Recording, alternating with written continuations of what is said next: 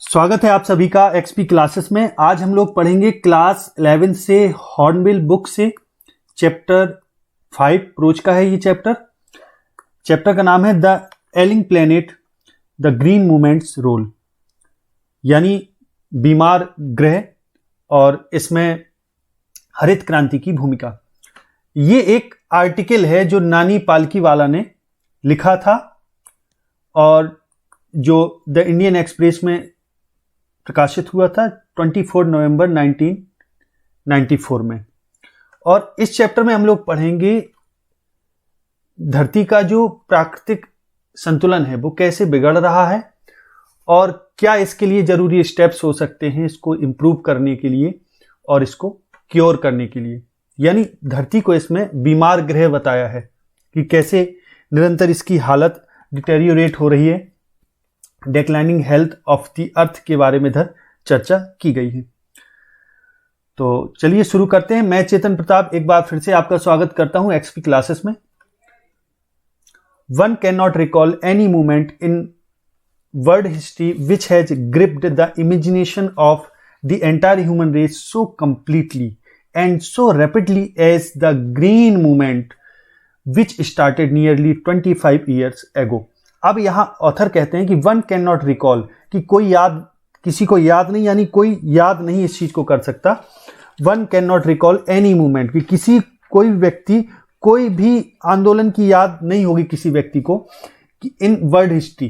की जो इतिहास, संसार के इतिहास में कोई भी ऐसा आंदोलन नहीं जो किसी को याद हो। Which has gripped the imagination of the entire human race, कि जिसने सो कंप्लीटली, बहुत अच्छी तरीके से, पूरी तरह से, सो कंप्लीटली माने पूरी तरह से, कि ऑथर यहां कहते हैं कि किसी को भी कोई ऐसा मूवमेंट याद नहीं, ऐसा कोई आंदोलन याद नहीं जिसने मनुष्य की कल्पना को, संपूर्ण एंटायर ह्यूमन रेस यानी संपूर्ण मानव जाति की कल्पना को ग्रिप्ड कर लिया हो, माने जकड़ लिया हो, बांध लिया हो। सो कंप्लीटली, बहुत अच्छे तरीके से, यानी पूरी तरह से, एंड सो रैपिडली, और बहुत तेजी से, एज जैसे कि बांध लिया है, the green movement which started nearly 25 years ago, कि जो लगभग 25 साल पहले जो शुरू हुआ था ग्रीन मूवमेंट, जिसने संपूर्ण मनुष्य जाति की कल्पना को पूरी तरह ग्रिप्ड कर लिया है, जकड़ लिया है। ऐसा कोई भी मूवमेंट संसार में किसी को भी याद नहीं है। In 1972 the world's first nationwide green party was founded in New Zealand. अब ऑथर यहां कहते हैं सन 1972 में संसार की पहली वर्ल्ड वाइड, नेशन वाइड का मतलब होता है राष्ट्रव्यापी, नेशन वाइड ग्रीन पार्टी, हरित पार्टी की स्थापना न्यूजीलैंड में वाज फाउंडेड इन न्यूजीलैंड, कि 1972 में संसार की पहली राष्ट्रव्यापी, नेशन वाइड माने राष्ट्रव्यापी, ग्रीन पार्टी की स्थापना न्यूजीलैंड में हुई थी। सिंस देन, तब से, the movement has not looked back. Look back माने होता है पीछे देखना, मुड़ के पीछे देखना। तब से ये मूवमेंट पीछे, इस मूवमेंट ने पीछे मुड़ के नहीं देखा। वी हैव शिफ्टेड, हमने बदल दिया है। वन होप्स, कि ऑथर कहते हैं हमने अपनी आशा को बदल दिया है। इर्रेवोकेबली, इर्रेवोकेबली का मतलब होता है आपका बिल्कुल अपरिवर्तनीय रूप से, कि हमने अपरिवर्तनीय रूप से अपनी आशाओं को बदल दिया है। फ्रॉम, अपनी आशा को बदल दिया है। फ्रॉम द मैकेनिस्टिक व्यू, यानी यांत्रिक दृष्टिकोण से, किस दृष्टिकोण में बदल दिया है? To a holistic and ecological view of the world, कि संसार के होलिस्टिक और इकोलॉजिकल व्यू। होलिस्टिक माने होता है आपका संपूर्ण, इकोलॉजिकल माने होता है पारिस्थितिकी, यानी पारिस्थितिकी से संबंधित व्यू, और यानी जो हमारा यांत्रिक दृष्टिकोण था उसको हमने संपूर्ण और पारिस्थितिक व्यू में उसको बदल दिया है, यानी हम इस तरीके से देखने लगे। It is a shift in human perceptions as revolutionary as that introduced by Copernicus. अब समझें, ये एक ऐसा शिफ्ट है, ये एक ऐसा परिवर्तन है, यह एक ऐसा परिवर्तन है।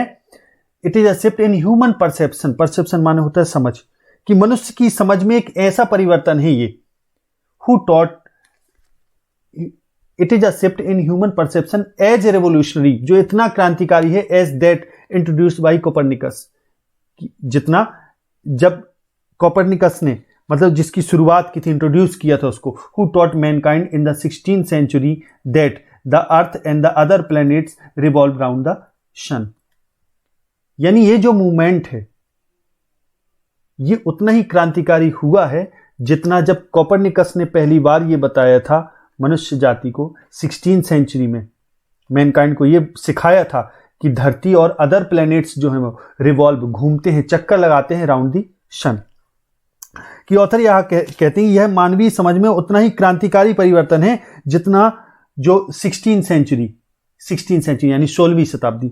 यहां 16th सेंचुरी 16वीं शताब्दी में कोपरनिकस ने मानव जाति को यह बताया था कि पृथ्वी और अन्य ग्रह सूर्य के चारों ओर चक्कर लगाते हैं। ठीक उसी तरह ये मूवमेंट भी इतना ही क्रांतिकारी है। अब आगे देखें जरा। For the first time in human history, कि मनुष्य के इतिहास में पहली बार, there is a growing world wide consciousness माने चेतना, वर्ल्ड वाइड माने होता है विश्वव्यापी, ग्रोइंग माने बढ़ती हुई, कि एक बढ़ती हुई विश्वव्यापी चेतना है दैट की the earth itself is a living organism, कि धरती स्वयं में एक लिविंग ऑर्गेनिज्म है, यानी एक जीवित चीज है। पृथ्वी एक अपने आप में एक लिविंग ऑर्गेनिज्म है। एन इनॉर्मस बीइंग, एक विशाल अस्तित्व, of which we are parts, जिसके हम हिस्से हैं। It has its own metabolic needs, इसकी खुद की मेटाबॉलिक नीड्स हैं, यानी जरूरतें। मेटाबॉलिक माने होता है उपापचयी, यानी related to the process in living things that change food into energy and material for growth, यानी ये उसकी वो आवश्यकताएं हैं जिसमें भोजन को एनर्जी और मटेरियल में चेंज कर दिया जाता है। यानी धरती को भी एक, अब पूरे समूची विश्व चेतना ने यह भी माना है कि धरती अपने आप में एक लिविंग ऑर्गेनिज्म है और एक इनॉर्मस बीइंग है, एक विशाल प्राणी है जिसके हम हिस्से हैं, और इसकी खुद की जरूरतें हैं, मेटाबॉलिक नीड्स हैं, और वाइटल प्रोसेसेस, इसकी जो वाइटल प्रोसेस है ऊर्जा वाली, यानी जो इसकी जरूरी जो प्रक्रियाएं हैं, which needs to be respected and preserved, कि जिनको जरूरत है कि उनका सम्मान किया जाए और उनको संरक्षित किया जाए। अब यहां धरती को एक ह्यूमन बीइंग की तरह एक जीवित प्राणी बताया है ऑथर ने, और बताया कि इसकी खुद की आवश्यकता है, उपापचयी आवश्यकताएं हैं, और जो वाइटल प्रोसेसेस है, इसकी मेन जो प्रोसेसेस हैं जिनको रिस्पेक्ट करने की जरूरत है हमें, और हमें उनको संरक्षित करने की जरूरत है। The earth's vital sign reveal a patient in declining health, declining माने घटती हुई, हेल्थ माने स्वास्थ्य। अब अर्थ के जो मुख्य चिन्ह है, वाइटल साइन है, वो अपने आप में रिवील करते हैं पृथ्वी के महत्वपूर्ण लक्षण, या प्रकट करते हैं कि पृथ्वी का स्वास्थ्य जो है वो गिर रहा है। इसको एक ये रिवील अ पेशेंट, एक पेशेंट के रूप में रिवील करते हैं इन डेक्लाइनिंग हेल्थ, जिसका स्वास्थ्य गिर रहा है। यानी पृथ्वी को यह बताया गया है कि एक ऐसा बीमार जिसका स्वास्थ्य गिर रहा है। वी हैव, ये पृथ्वी के लक्षणों से पता चलता है, we have begin to realise our ethical obligations to be good stewards of the planet's and responsible trustees of the legacy to future generations. अब यहां ऑथर कहते हैं कि हमारा it is we have begun to realise, हमने ये realise करना, ये महसूस करना शुरू कर दिया है, आवर एथिकल ऑब्लिगेशंस,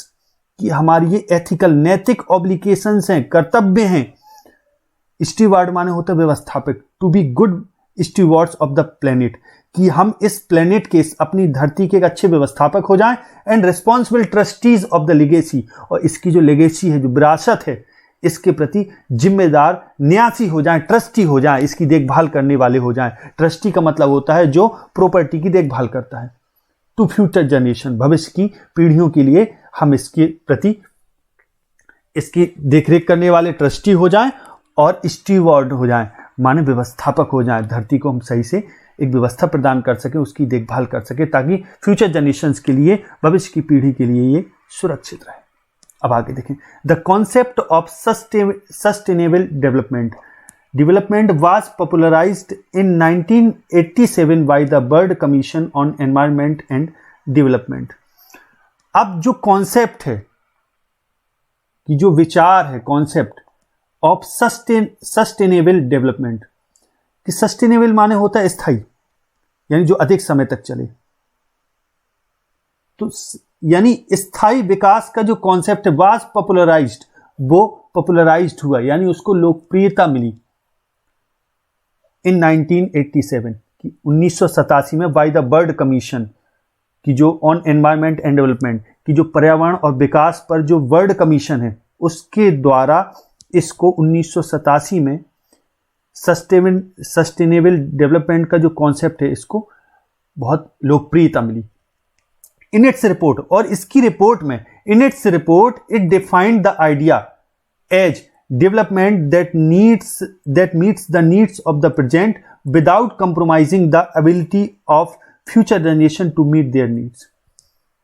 कि जिस रिपोर्ट में यह कहा गया है कि the development that meets the needs of the present, यानी वो विकास जो वर्तमान की जरूरतों को जो पूरा करता है, विदाउट कंप्रोमाइजिंग द एबिलिटी, और बिना कंप्रोमाइज किए, बिना समझौता किए, the ability of future generation to meet their needs, कि हम अगर वर्तमान की कोई जरूरत पूरी करते हैं तो हम इसमें कंप्रोमाइज ना करें कि भविष्य की जो आवश्यकताएं हैं उसमें कोई भी कमी ना रहे। कहने का मतलब यहां यह कहा गया है अपनी रिपोर्ट में, इसने इस विचार को इस तरह परिभाषित किया है कि ऐसा विकास जो आने वाली पीढ़ियों की अपनी आवश्यकताओं की पूर्ति की क्षमता पर बिना कंप्रोमाइज करे, एबिलिटी माने होता है क्षमता, और फ्यूचर जनरेशन भविष्य की पीढ़ियों की क्षमता, टू मीट देयर नीड्स, अपनी नीड्स को पूरा करना, कि इस क्षमता पर बिना कंप्रोमाइज किए हम वर्तमान में अपनी जरूरतों को पूरा करें। अर्थात नेमली, I.E. का मतलब होता है नेमली यानी अर्थात, without stripping the natural world of resource, without strip of माने होता है वंचित करना, विदाउट स्ट्रिपिंग कि बिना वंचित करे, the natural world of resources future generation would need, यानी यहां कहने का अर्थ यह है कि बिना, अर्थात नेचुरल वर्ड को, प्राकृतिक संसार को उन संसाधनों से वंचित किए बिना जिनकी भावी पीढ़ियों को जरूरत होगी, फ्यूचर जनरेशन वुड नीड, जिनकी फ्यूचर जनरेशन को जरूरत होगी, यानी हम नेचुरल वर्ल्ड को यानी प्राकृतिक संसार को उन रिसोर्सेज से, उन संसाधनों से वंचित नहीं कर सकते। स्ट्रिप ऑफ माने होता है वंचित करना, उनसे वंचित नहीं कर सकते जिनकी फ्यूचर जनरेशन को जरूरत होगी, वुड नीड। फिर आगे देखें, in the zoo at Lusaka Zambia के लुसाका में एक चिड़ियाघर की बात हो रही है कि एक चिड़ियाघर में, कि जाम्बिया में लुसाका शहर के एक चिड़ियाघर में देयर इज अ केज, एक पिंजरा है, वेयर द नोटिस रीड्स, कि जहां एक नोटिस है वो उसमें लिखा है रीड्स, यानी नोटिस क्या पढ़ता है, कहने का मतलब है नोटिस लगा हुआ है जिसमें लिखा है, क्या लिखा है, the world's most dangerous animal, कि संसार का सबसे खतरनाक जानवर, inside the cage there is no animal, कि अब जब उसमें नोटिस में ये लिखा है कि संसार का सबसे खतरनाक जानवर, inside the cage there is no animal, लेकिन जब अंदर जाते हैं इनसाइड द केज के अंदर जाते हैं तो देयर इज नो एनिमल, कोई जानवर नहीं है, बट अ मिरर, लेकिन एक मिरर है, एक दर्पण है, वेयर यू सी योरसेल्फ, जहां हम अपने आप को ही देखते हैं। यानी कहने का अर्थ यह है कि संसार का सबसे खतरनाक जानवर यदि कोई है तो वो मनुष्य ही है, thanks to the efforts of a number of agencies, thanks to the efforts माने प्रयास, of a number of agencies in different countries, कि अब ऑथर यहां धन्यवाद देते हैं कि नंबर ऑफ एजेंसीज, बहुत सारी संस्थाएं हैं अलग अलग कंट्रीज में, उन सभी के प्रयासों को धन्यवाद। A new awareness has dawned upon the most dangerous animal in the world, कि संसार में एक न्यू अवेयरनेस, एक नई जागरूकता, डॉन्ड अपॉन का अर्थ है कि प्रकट होना, यानी समझ में आना, कि मनुष्य जो मोस्ट डेंजरस एनिमल है संसार का, उसको एक नई जागरूकता उसके दिमाग में आई, यानी उसको एक नई समझ पैदा हुई कि वही सबसे खतरनाक एनिमल संसार में है। He has realized the wisdom of shifting from a system based on domination to one based on partnership. अब यहां ऑथर कहते हैं he had realized the wisdom of shifting, कि उसने ये रियलाइज किया है, ये स्वीकार किया है, यानी उसको ये चीज समझ में आ गई। he has realized the wisdom of shifting, कि शिफ्टिंग करने की विजडम को, यानी क्या होता है कि जो शिफ्ट माने होता है एक स्थान से दूसरे स्थान पर स्थानांतरित करना, कि इसकी विजडम को from a system based on domination, कि वो सिस्टम जो डोमिनेशन यानी प्रभुत्व पर आधारित सिस्टम है उसको शिफ्ट कर दिया to one based on partnership,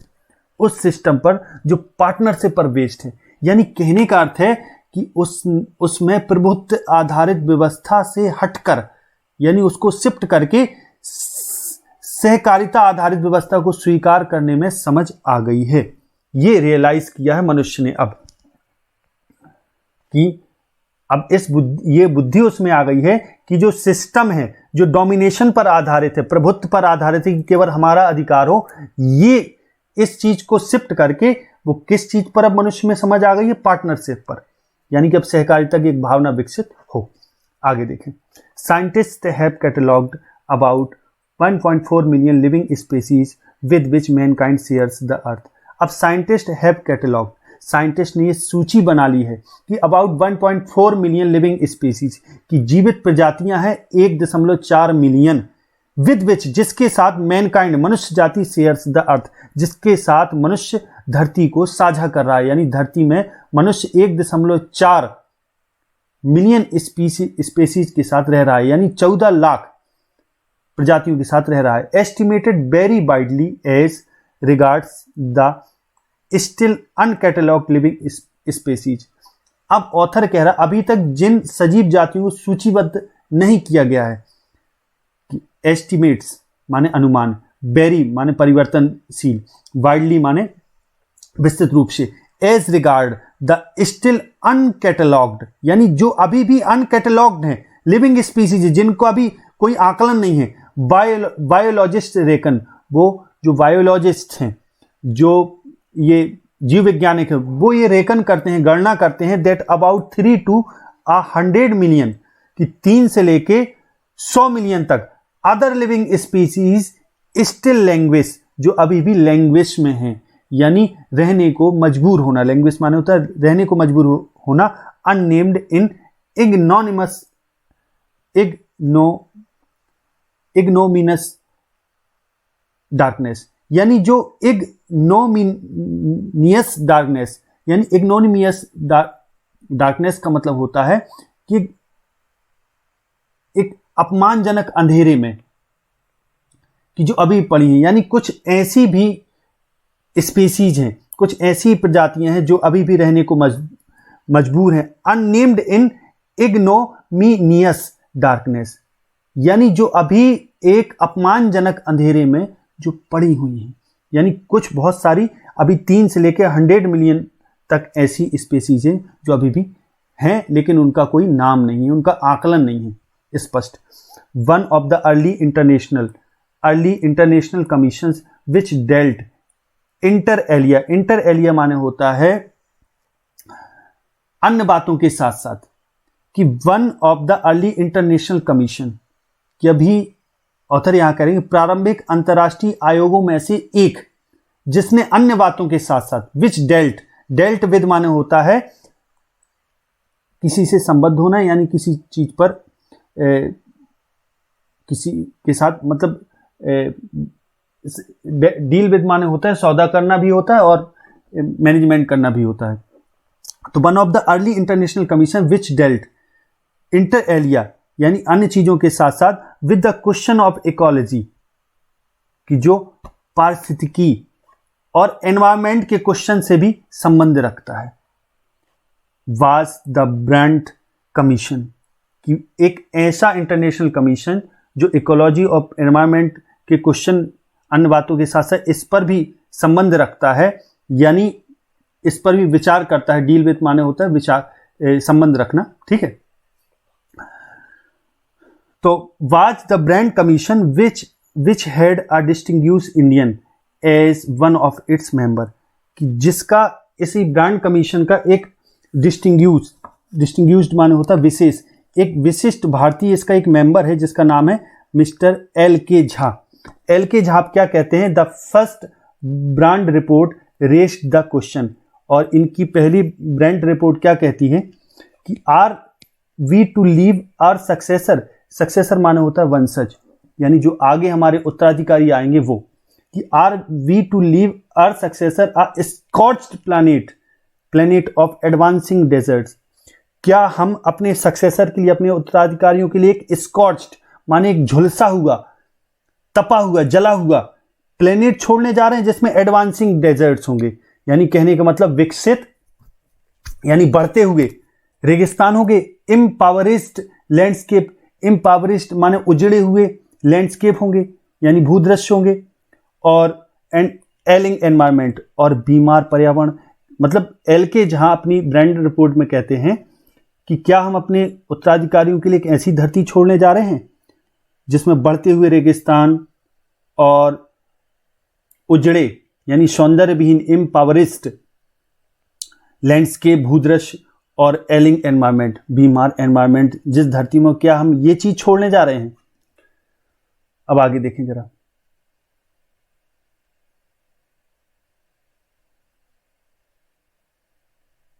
आगे देखें। M Lester R Brown in his thoughtful book. अब एम लेसनर आर ब्राउन अपनी एक बुक में कहते हैं, थॉटफुल बुक में क्या कहते हैं ये, द ग्लोबल इकोनॉमिक प्रोस्पेक्ट इनकी बुक का नाम है। उसमें ये पॉइंट आउट करते हैं, ये चीज व्यक्त करते हैं या दिखाते हैं। क्या दिखाते हैं कि इसमें ये बताते हैं, इनकी बुक का नाम है the global economic prospect, points out, जिसमें ये पॉइंट आउट करते हैं, दिखाते हैं दैट की the earth principal biological system are four, कि धरती के मुख्य जो बायोलॉजिकल सिस्टम है वो 4 हैं। फिशरीज यानी मत्स्य क्षेत्र, फॉरेस्ट जंगल क्षेत्र, ग्रासलैंड घास के क्षेत्र, एंड क्रॉपलैंड और कृषि योग्य क्षेत्र यानी फसल वाली भूमि। And they form the foundation of the global economic system, और यही चारों चीजें ग्लोबल इकोनॉमिक सिस्टम का यानी वैश्विक अर्थ का जो सिस्टम है, इकोनॉमिक सिस्टम है, उसकी यही आधारशिला स्थापित करते हैं, फॉर्म करते हैं, बनाते हैं। यानी ये चारों इसका आधार हैं ग्लोबल इकोनॉमिक सिस्टम का। In addition to supplying our food, कि हमारे लिए भोजन सप्लाई करने के अलावा these four system provide virtually all the raw material for industry, कि दीज 4 सिस्टम, ये चारों सिस्टम फिशरीज, फॉरेस्ट और ऊपर एक चीज और ग्रासलैंड एंड क्रॉपलैंड, ये 4 जो सिस्टम है ये फूड तो उपलब्ध कराते हैं, इसके अलावा ये हमें वर्चुअली माने लगभग ये हमें क्या उपलब्ध कराते हैं, ये हमें उपलब्ध कराते हैं साथ साथ क्या, रॉ मटेरियल फॉर इंडस्ट्री, कि हमारे उद्योगों के लिए हमें ये रॉ मटेरियल कच्चा माल उपलब्ध कराते हैं। एक्सेप्ट केवल किस चीज को छोड़कर, मिनरल्स को छोड़कर, और पेट्रोलियम ड्राइव्ड सिंथेटिक्स, और जो पेट्रोलियम ड्राइव्ड यानी पेट्रोलियम से निर्मित जो सिंथेटिक्स हैं यानी जो अन्य जो केमिकल्स वगैरह हैं, जो संश्लेषित चीजें हैं, जो संश्लेषित पदार्थ हैं उसको सिंथेटिक्स बोलते हैं, यानी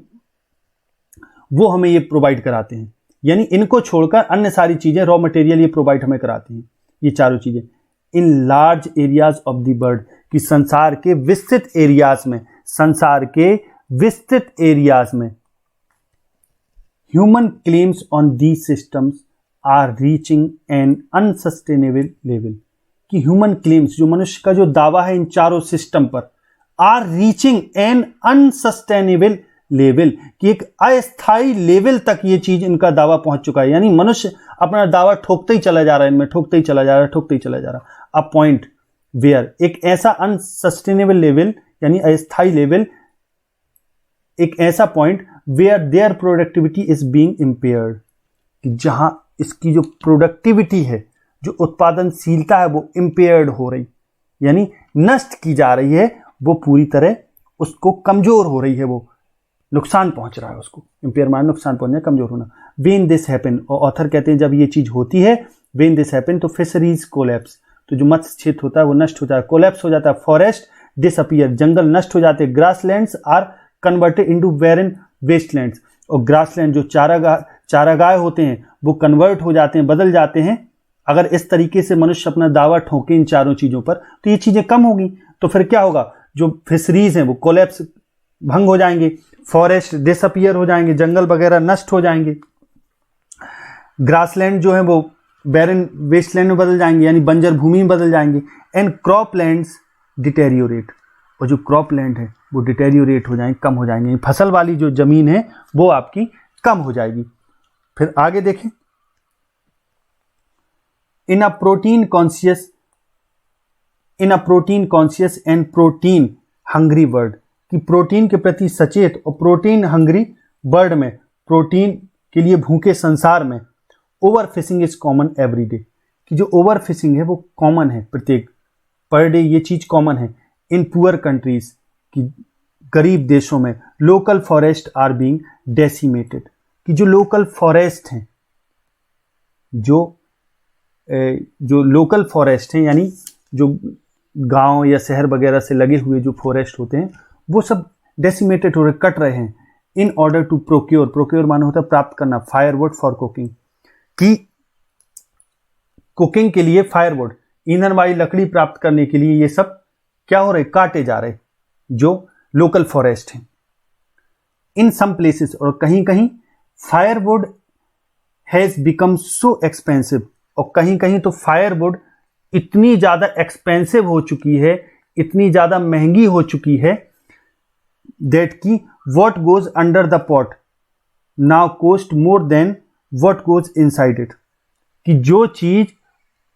यहां ऑथर कहते हैं कि बर्तन के नीचे लगने वाले सामान की कीमत बर्तन के अंदर वाले सामान से ज्यादा होती है। यानी what goes inside the pot, जो पॉट के अंदर जाता है, now cost more than what goes inside it, कि जो इसके अंदर है उससे ज्यादा उसका कॉस्ट है। आगे देखें, since the tropical forest is, अब चूंकि जो ट्रॉपिकल फॉरेस्ट हैं, जो उष्णकटिबंधीय जंगल हैं, is in the words of doctor Myers, कि डॉक्टर मेयर्स के शब्दों में अगर ट्रॉपिकल फॉरेस्ट के बारे में कहा जाए तो वे क्या कहते हैं, the power house of evolution, कि ये पावर हाउस ऑफ एवोल्यूशन है, यानी क्रमिक विकास के ऊर्जा भंडार हैं जो उष्णकटिबंधीय वन हैं। Several species of life face extinction as a result of its destruction, और सेवरल स्पेसीज ऑफ लाइफ, की जो जीवन की जो कई प्रजातियां हैं, यानी जो कई जीव हैं, फेस एक्सटिंक्शन, वो विलुप्ति को फेस कर रहे हैं, यानी वो विलुप्त हो रहे as a result of its destruction, कि इसके विनाश के परिणाम स्वरूप। चूंकि ये फॉरेस्ट जो हैं, क्या कहलाता, आपके जो उष्णकटिबंधीय वन हैं, ये सब नष्ट हो रहे, ये नष्ट होते चले जा रहे। तो इसके कारण क्या हो रहा है कि निरंतर ये सब जो पावर हाउस है, क्रमिक विकास का पावर हाउस ये माने जाते हैं, ये सब नष्ट हो रहे। तो इसके कारण जो अदर स्पेसीज हैं वो भी नष्ट होती चली जा रही। It has been well said that, और ये it has been well said that, और ये बहुत अच्छे से कहा गया है कि फॉरेस्ट प्रीसीड मैनकाइंड, यानी इट हैज वेल सेड, ये किसी ने खूब कहा है कि फॉरेस्ट प्रीसीड मैनकाइंड, कि मानव जाति, फॉरेस्ट प्रीसीड मैनकाइंड, यानी जो जंगल हैं वो मानव जाति के पूर्वगामी हैं। Desert follow and desert follow, और रेगिस्तान जो है वो अनुगामी है, फॉलो करते हैं डेजर्ट। आगे देखें, the words ancient पेट्रोमोनी,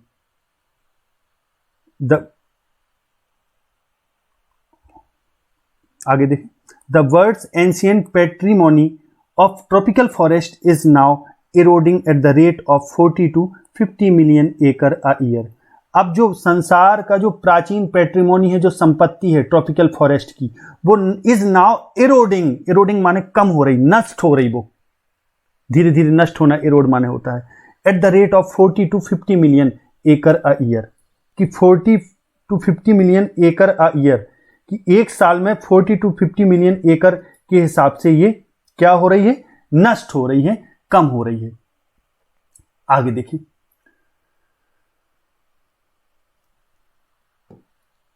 and the growing use of dung, और जो गोबर का जो बढ़ता हुआ यूज है फॉर बर्निंग, यानी जलाने के लिए, deprives the soil of an important natural fertiliser, ये डेप्राइव कर रहा है, वंचित कर रहा है मिट्टी को एक मुख्य, इंपोर्टेंट माने मुख्य, महत्वपूर्ण नेचुरल फर्टिलाइजर से, यानी जो प्राकृतिक जो उर्वरक है। अब चूंकि जो गोबर है वो सब जला दिया जा रहा है तो जमीन में नहीं पड़ पा रहा, तो जिसके कारण जो धरती को मुख्य जो महत्वपूर्ण एक उर्वरक चाहिए वो उर्वरक नहीं मिल पा रहा। द वर्ल्ड बैंक एस्टिमेट्स, और वर्ल्ड बैंक इस पर अनुमान लगाता है दैट कि अ 5-fold इंक्रीज यानी 5 गुना बढ़ोतरी in the rate of forest planting is needed, कि जंगल लगाने के जो दर है उसमें 5 गुना वृद्धि की जरूरत है to cope with the expected fuel wood demand in the year 2000, कि 2000 में जो फ्यूल वुड यानी जो ईंधन वाली लकड़ी की जो डिमांड है उसको कोप विद करने के लिए, उससे निपटने के लिए एक्सपेक्टेड जो डिमांड है यानी जिसकी आशा है कि इतनी जरूरत हो सकती है, उस हिसाब से 5 गुना बढ़ाने की जरूरत है फॉरेस्ट प्लांटिंग, जंगल लगाने की क्रिया को, यानी जंगल 5 गुने तेजी से लगाए जाने चाहिए, तब कहीं जाके 2000 में जो ईंधन की जो जरूरत होगी वो पूरी हो सकेगी। आगे देखें, James Speth the president of the World Resource Institute, जो वर्ल्ड रिसोर्स इंस्टीट्यूट के जो प्रेसिडेंट है James Speth, said the other day, वो हाल ही में ये कहते हैं कि वी आर सीइंग दैट, हम कह रहे हैं कि we are losing the forest at an acre a second, कि हम 1 सेकेंड में 1 एकड़ जंगल खो रहे हैं, but it is much closer to an acre and a half to a second, कि ये लगभग अब और ये चीज तेजी से बढ़ रहा है, यानी ये और क्लोज पहुंच गया 1.5 एकड़ के 1 सेकेंड में, यानी इतना लगभग हम पर डे खोते चले जा रहे जंगल। अब ऑथर यहां कहते हैं article 40A of the constitution, की संविधान का जो आर्टिकल 48A है यानी अनुच्छेद 48A है ऑफ इंडिया, भारत के संविधान का अनुच्छेद 48A प्रोवाइड्स दैट, वो ये प्रोवाइड कराता है, ये प्रावधान कराता है कि, यानी उसमें ये नियम है कि द स्टेट सेल एंडीवर, कि जो भी राज्य है वो एंडीवर करेगा, प्रयास करेगा टू प्रोटेक्ट, सुरक्षा करने की, एंड इम्प्रूव और सुधारने की, द एनवायरमेंट को इम्प्रूव करने की, उसकी सुरक्षा करने का प्रयास करेगा, एंड टू सेफगार्ड और संरक्षित करने की, उसकी सुरक्षा की, the forest and wild life of the country, कि फॉरेस्ट और wild life of the country, कि जो जंगल हैं और जो जंगली जीवन है इन सबको सेफगार्ड करेगा, इन सबकी रक्षा करने का जो दायित्व है वो राज्य का है, ये आर्टिकल 48 एक ऐसा कहता है। But what causes endless anguish, लेकिन क्या चीज है जो अनंत, एंडलेस माने निरंतर, कभी ना खत्म होने वाली, जो एंग्विश पीड़ा का जो कारण है वो क्या है, इज द फैक्ट, वो ये कारण है, वो ये तथ्य कारण है दैट की लॉज आर नेवर रिस्पेक्टेड, कि जो नियम होते हैं, कानून होते हैं, उनका कभी सम्मान नहीं किया जाता, नॉर एनफोर्स इन इंडिया, और ना ही भारत में वो एनफोर्स किए जाते, उनको लागू किया जाता। मेन जो दिक्कत वाली बात है वो यही है, एंग्विश माने पीड़ा, जो मेन पीड़ा है वो ये है कि माना राज्य के लिए 48A में ये कह दिया गया कि ऐसा होना चाहिए, लेकिन मेन पीड़ा तो ये है कि ये कानून जो भारत में है ना तो उनका रिस्पेक्ट किया जाता है ना उनको लागू किया जाता है। फॉर इंस्टांस, उदाहरण के लिए, द कॉन्स्टिट्यूशन सेज दैट, संविधान कहता है कि कास्टेसिज्म, जातिवाद, अनटचेबिलिटी, छुआछूत एंड बॉन्डेड लेबर और बंधुआ मजदूरी शैल बी एबोलिश्ड, ये नष्ट होगी, यानी ये नष्ट होनी चाहिए, ऐसा संविधान कहता है, इनको समाप्त किया जाएगा, शैल बी एबोलिश्ड, बट लेकिन दे फ्लोरिश सेमलेसली, लेकिन फ्लोरिश माने फलना फूलना, लेकिन यही चीजें सेमलेसली बड़ी शर्मिंदगी पूर्वक ये फलती फूलती हैं, even after 44 years of the operation of the constitution, यहां तक कि even after 44 years of the operation of the constitution, कि अब यहां ऑथर कहते हैं कि संविधान के ऑपरेशन यानी संविधान लागू होने के 44 साल बाद भी ये शर्मिंदगी के साथ ये फ्लोरिश हो रहे, फल फूल रहे। A recent report of our parliament's estimates, जो हाल ही की रिपोर्ट है हमारे पार्लियामेंट की, उसका ये अनुमान है, एस्टिमेट्स, कि committee has highlighted the near catastrophic depletion of India's forest over the last 4 decades. अब एक रिपोर्ट है, अब ऑथर यहां कहते हैं कि जो एक रिपोर्ट है, a recent report of our parliament's estimates committee, कि हमारी संसदीय एस्टिमेट्स कमिटी की जो एक रिपोर्ट है वो ये हाईलाइट करती है कि द नियर कैटास्ट्रॉफिक माने लगभग, कैटास्ट्रॉफिक डेप्लीशन का मतलब होता है भयंकर कमी, कि एक भयंकर कमी हो रही of India's forest over the last 4 decades, कि पिछले 4 दशक में, कि लगभग 40 साल से, 4 दशक का मतलब 40 साल से जंगल में बहुत कमी हो रही। India according to reliable data, अगर विश्वसनीय डेटा के हिसाब से देखा जाए, आंकड़ों के हिसाब से देखा जाए, तो India according to reliable data is losing its forest at the rate of 3.7 million acres a year, कि एक साल में 3.7 मिलियन एकड़ जंगल इस गति से कम हो रहा है, लूजिंग हो रहा है। लार्ज एरियाज, बड़े बड़े area officially designated as forest land, कि जिनको ऑफिशियली सरकारी रूप से आंकड़ों के हिसाब से जिनको फॉरेस्ट माना जाता है, आर ऑलरेडी वर्चुअली ट्रीलेस, वे लगभग ट्रीलेस हो गए, उनमें पेड़ ही नहीं बचे। The actual loss of forest is estimated to be about 8 times the rate indicated by government statistics, कि गवर्नमेंट स्टैटिस्टिक्स यानी सरकारी आंकड़े के हिसाब से जो इंडिकेट किया गया जो रेट, वो लगभग estimated to be about 8 times, वो 8 गुना हो गया है। यानी इस गति से the actual loss of forest, की जो वास्तविक हानि है जंगल की, वो इस गति से हो रही। यानी अनुमान है कि वनों की जो कमी हो रही, एक्चुअल जो लॉस हो रहा जंगल का, वो सरकारी जो आंकड़े दर्शाए गए, जो स्टैटिस्टिक्स दिखाया गया, उसमें जो आंकड़े दर्शाए गए वो लगभग 8 गुना ज्यादा गति से वो चीज कम हो रही जंगल। आगे देखें, a 3-year study using satellite and aerial photography conducted by the United Nation. अब 3 साल की जो स्टडी की गई एरियल फोटोग्राफी यानी हवाई फोटोग्राफी और satellite, using satellite and aerial photography के जरिए जो भी 3 साल स्टडी की गई यूनाइटेड नेशंस के द्वारा, सैटेलाइट के जरिए और एरियल माने हवाई फोटोग्राफी के जरिए, वो ये वार्न करती है, चेतावनी देती है दैट की the environment has deteriorated so badly, कि एनवायरमेंट यानी जो पर्यावरण है वो इतनी तेजी से डिटेरियोरेट हो रहा है, कम हो चुका है, इतनी बुरी तरह, so badly that it is critical in many of the 88 countries investigated. कि ऑथर यहां कह रहे हैं कि जो 88 देशों में से अधिकांश में पर्यावरण की जो स्थिति गंभीर है, उस स्थिति से इसमें गिरावट दर्ज की है। यानी जो 3 साल का जो उपग्रह और हवाई फोटो चित्रों का प्रयोग करके संयुक्त राष्ट्र यूनाइटेड नेशंस ने जो इसका जो अध्ययन किया है, वो ये वार्न करता है कि पर्यावरण में इतनी बुरी तरह गिरावट आ गई है कि जांचे गए जो, यानी इन्वेस्टिगेटेड मान जांचे गए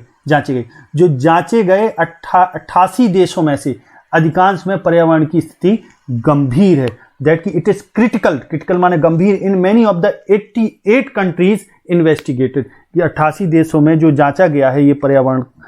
की जो परख की गई है, वहां स्थिति बहुत गंभीर है। There can be no doubt that the growth of the world population is one of the strongest factor distorting the future of human society. Distort माने होता है विकृत करना, बिगाड़ना। The future of human society, कि मनुष्य समाज का जो भविष्य बिगाड़ रहा है, उन बिगाड़ने वाले स्ट्रॉन्गेस्ट फैक्टर में से, यानी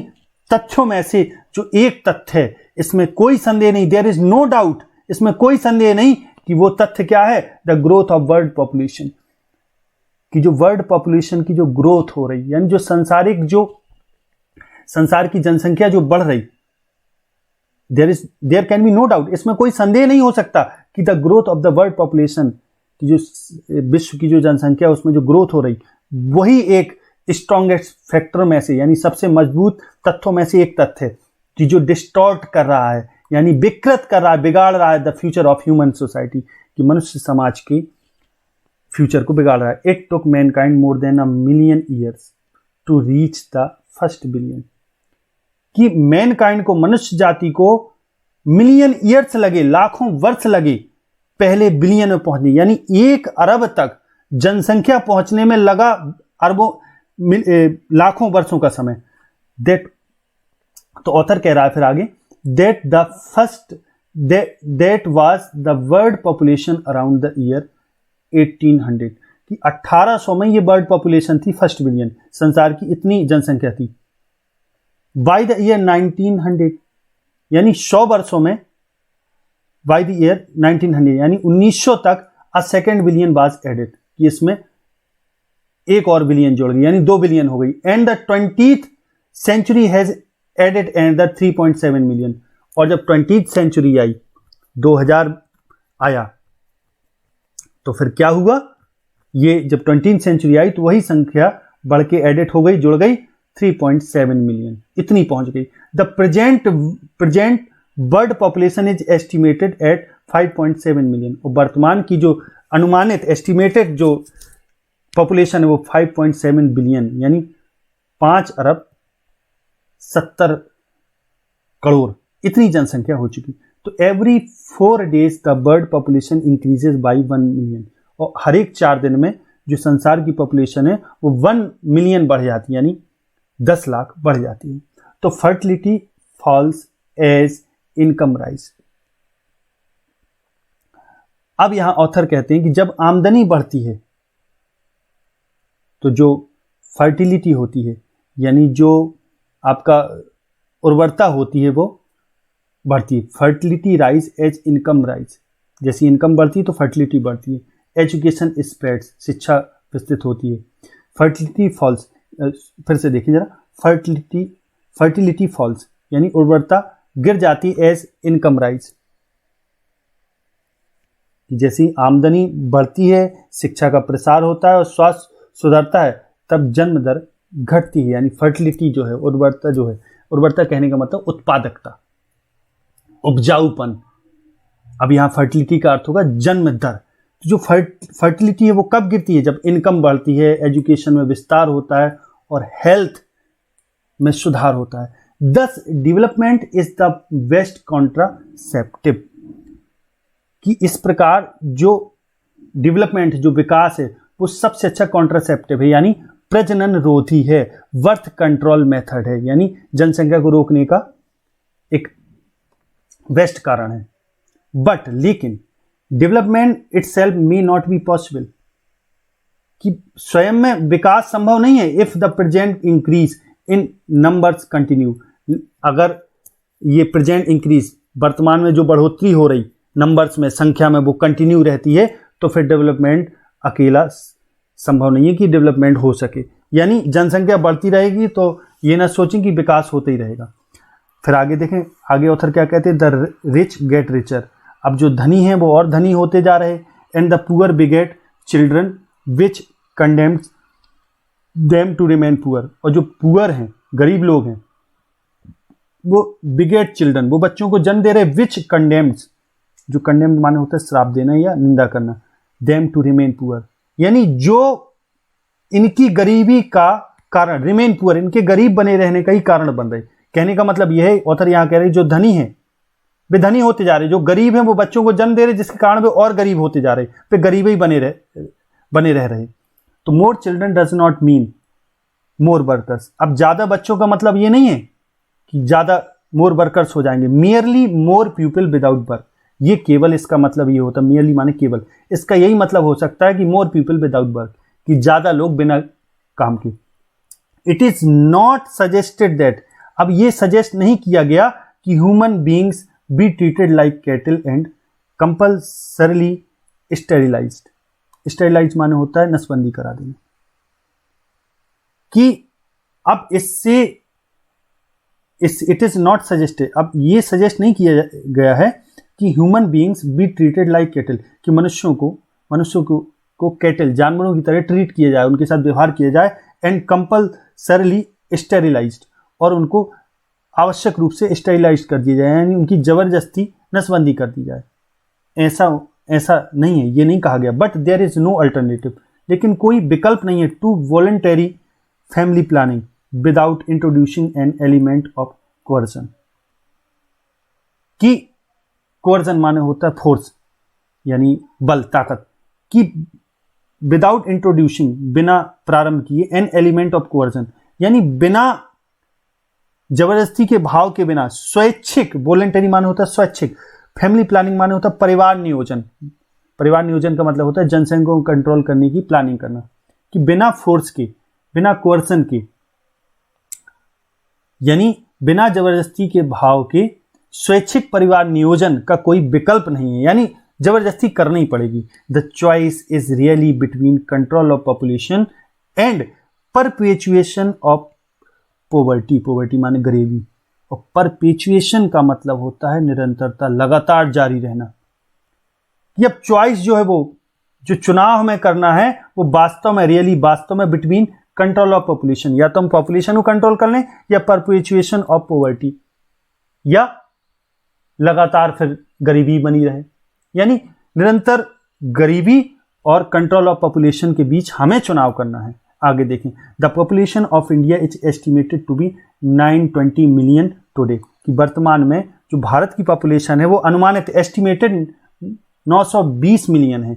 more than the entire population of Africa and south America put together, कि मोर देन जो ज्यादा है द एंटायर पॉपुलेशन की अफ्रीका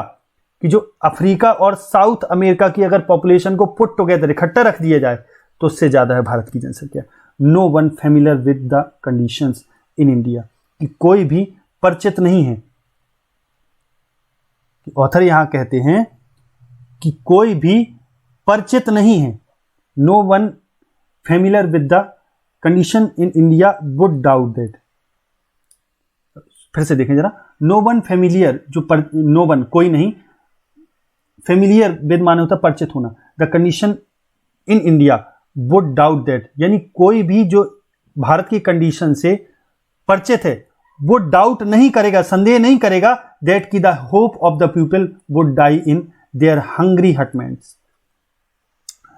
कि उनके हंग्री हटमेंट्स यानी झोपड़पट्टी, कि यहां ऑथर कहते हैं कि जो होप है, आशा है, कि जो आशा है, क्या आशा, ऑथर कहते हैं कि इसमें कोई संदेह नहीं कि जो आशा है लोगों की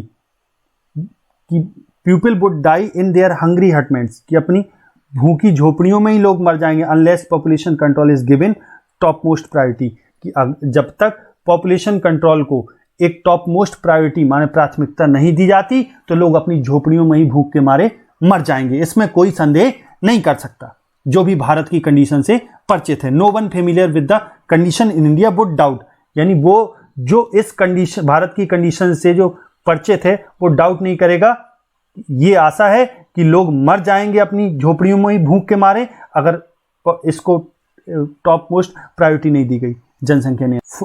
for the first time in human history, कि मनुष्य के इतिहास में पहली बार, बी सी अ ट्रांसेंडिंग कंसर्न, कि एक हम सामान्य से ऊपर स्तर की एक चिंता हम देखते हैं। वो चिंता है the survival not just of the people, कि केवल लोगों की उत्तरजीविता का सवाल नहीं है, यानी मनुष्य भर के जीने का सवाल नहीं, बट ऑफ द प्लेनेट, बल्कि ये प्लेनेट के भी जीने का सवाल है। यानी अब हमें प्लेनेट को भी अपने सुरक्षित रखना है, अपनी हमें अपनी पृथ्वी को भी बचाना है। We have begun to take a holistic view of the very basis of 4 existence, जो 4 एग्जिस्टेंस हैं, जो 4 अस्तित्व। एक मिनट फिर से देखें जरा, वी हैव बिगन, हमने शुरू कर दिया है, to take a holistic view, एक संपूर्ण दृष्टिकोण अपनाना,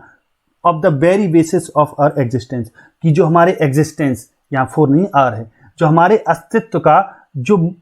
आधार है उसके प्रति हमने एक वो अपना लिया, होलिस्टिक व्यू, यानी संपूर्ण दृष्टिकोण अपना लिया है, विस्तृत दृष्टिकोण अपनाना हमने शुरू कर दिया है। We have begun the environmental problem does not necessarily signal our demise, कि जो एनवायरमेंटल प्रॉब्लम है, जो पर्यावरणीय समस्या है, कि डज नॉट नेसेसरली, वो आवश्यक रूप से सिग्नल आर डिमाइस, डिमाइस माने होता है कमी, कि अब यहाँ का जो पर्यावरणीय समस्या है, जरूरी नहीं कि हमारी डिमाइस माने कमी यानी हमारी मृत्यु की ओर इशारा करती हो, सिग्नल करती हो। It is our passport for the future, ये हमारे भविष्य के लिए पासपोर्ट है। The emerging new world vision has ushered in the era of responsibility, जो इमर्जिंग उभरता हुआ जो नया विश्व दृष्टिकोण है, the emerging new world vision, जो संसार का दृष्टिकोण है, विश्व दृष्टिकोण है, हैज यूजर्ड इन, वो प्रारंभ हो चुका है in the era of responsibility, कि उत्तरदायित्व के, यानी जो उभरता हुआ विश्व दृष्टिकोण जो है वो जिम्मेदारी के युग की शुरुआत है। यानी the emerging new world vision has ushered, प्रारंभ हो चुका है in the era of responsibility, यानी अब ये समय जो आ गया है वो रिस्पॉन्सिबिलिटी का युग है, कि अब हमें रिस्पॉन्सिबिलिटी लेना पड़ेगी। It is a holistic view and ecological view, कि ये होलिस्टिक व्यू है, इकोलॉजिकल व्यू है। Seeing the world as an integrated whole, कि संसार को देखना एज एन इंटीग्रेटेड होल, एक संपूर्ण समूचे अस्तित्व के रूप में, rather than a dissociated collection of parts, कि डिसोसिएटेड माने असंबद्ध, कलेक्शन ऑफ पार्ट्स यानी कलेक्शन माने एकत्रीकरण, ऑफ पार्ट्स माने हिस्से, यानी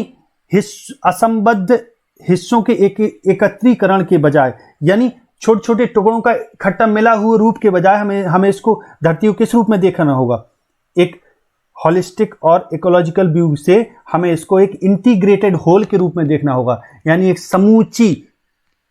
अस्तित्व के रूप में देखना होगा। यानी यह विस्तृत दृष्टिकोण है, एक पारिस्थितिक दृष्टिकोण है कि विश्व को असंबद्ध हिस्सों के एकत्रीकरण के बजाय संपूर्णता के साथ देखना होगा। फिर आगे देखें, industry has a most crucial role to play in this new era of responsibility, कि industry has a most crucial role, कि अब जो इंडस्ट्री है, उद्योग है, उसके पास एक बहुत महत्वपूर्ण रोल है कि जो वो प्ले कर सकता है, अदा कर सकता है इन this new era of responsibility, कि जो उत्तरदायित्व का एक नया युग है, इसमें इंडस्ट्री एक महत्वपूर्ण भूमिका, इंडस्ट्री के पास एक महत्वपूर्ण भूमिका है जो निभानी है उसको। What a transformation would be affected, कि क्या परिवर्तन प्रभाव में आएगा। व्हाट अ ट्रांसफॉर्मेशन, क्या परिवर्तन, वुड बी अफेक्टेड, यानी क्या ट्रांसफॉर्मेशन माने रूपांतरण, बदलाव, would be affected, would be affected यानी प्रभाव में आएगा, अफेक्टेड नहीं इफेक्टेड, इफ मोर, अगर more businessman share the view of the chairman, अगर ज्यादातर बिजनेसमैन इस विचार को शेयर करें, of the chairman of Du के जो चेयरमैन है mister Edgar S Bullard, mister Edgar S Bullard का जो व्यू है, उसको यदि सारे जो उद्योगपति हैं, व्यवसायी हैं, जो बिजनेसमैन है, वो यदि इसको शेयर करें, जिसमें वो क्या कहते हैं कि 5 ईयर से, वो 5 साल पहले कहा था उन्होंने कि डेक्लेयर्ड हिमसेल्फ, उन्होंने अपने आप को डिक्लेयर किया था to be the company's chief environmental officer, कि कंपनी के मुख्य पर्यावरण अधिकारी के रूप में इन्होंने अपने आप को डिक्लेयर किया था, घोषित किया था। यदि यही और अन्य बिजनेसमैन भी करें तो बहुत अच्छा हो। ही सेड दैट, उन्होंने कहा कि आर कंटिन्यूड एग्जिस्टेंस, कि जो हमारा निरंतर अस्तित्व है, एज अ लीडिंग मैन्युफैक्चरर, कि लीडिंग यानी अग्रणी मैन्युफैक्चरर के रूप में, निर्माणी के रूप में, कि जो हमारा निर्माणी के रूप में जो हमारा निरंतर अस्तित्व है, वो रिक्वायर्स, उस अस्तित्व को जरूरत है, दैट की be excel in environmental performance, कि एक्सेल माने होता आगे जाना, कि हम एनवायरमेंटल परफॉर्मेंस यानी पर्यावरणीय परफॉर्मेंस में, निष्पादन में श्रेष्ठ बने, एक्सेल बने।